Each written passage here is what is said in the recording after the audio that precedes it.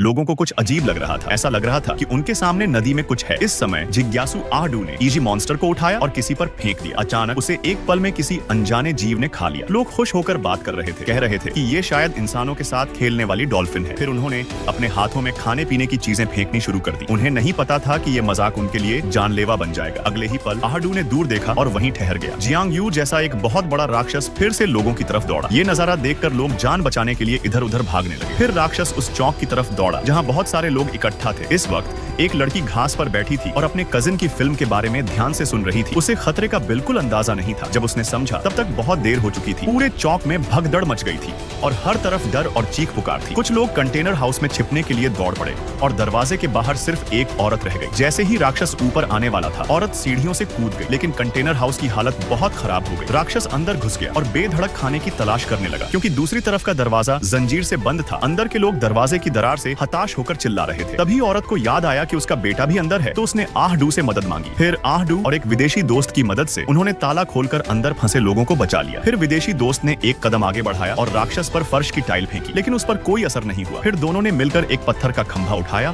और राक्षस की तरफ फेंका। राक्षस गुस्से में आ गया और दौड़ पड़ा। आहडू को एक आइडिया आया और वो कार के नीचे छुप गया, लेकिन उसका विदेशी दोस्त इतना लकी नहीं था। वो राक्षस के नीचे दब गया। उसे बचाने के लिए आहडू ने पूरी ताकत से राक्षस पर हमला किया और उसकी ठोड़ी कुचल दी। राक्षस दर्द से चिल्लाया और आहडू का पीछा करने लगा। भागते वक्त आहडू ने अपनी बेटी को खींचकर बाहर निकाला, लेकिन गड़बड़ी में वह गिर गए। जब उठे और दौड़ने लगे तो आहडू ने देखा कि वो किसी और की बेटी को खींच लाया है। यह सीन बहुत शॉकिंग था। उसने पीछे देखा तो उसकी असली बेटी राक्षस के हाथों पकड़ी जा चुकी थी। राक्षस उसे लेकर नदी में कूद गया और फिर पानी में डूब गया। आहडू का दिल टूट चुका था। तभी उसे खबर मिली कि इलाके को खाली कर दिया जाएगा। फिर साउथ कोरियन आर्मी ने उस जगह को कब्जे में ले लिया और नदी के पास का इलाका बंद कर दिया। रात में जो लोग अपने रिश्तेदारों को खो चुके थे वो सब इकट्ठा होकर रोने लगे। तस्वीरें देख देख कर सबका दिल टूट गया। फिर मामला और सीरियस हो गया। जो भी वहाँ दिखा उसे क्वारंटीन कर दिया गया, क्योंकि एक अमेरिकी अफसर को एक अजीब वायरस लग चुका था। आधी रात को आहडू को इतनी भूख लगी कि उसने चुपके से एक डिब्बा निकाला और खाने लगा। तभी उसका फोन वाइब्रेट हुआ। दूसरी तरफ से आवाजें आईं, लेकिन उसने अपनी बेटी जुआनशु की आवाज पहचान ली।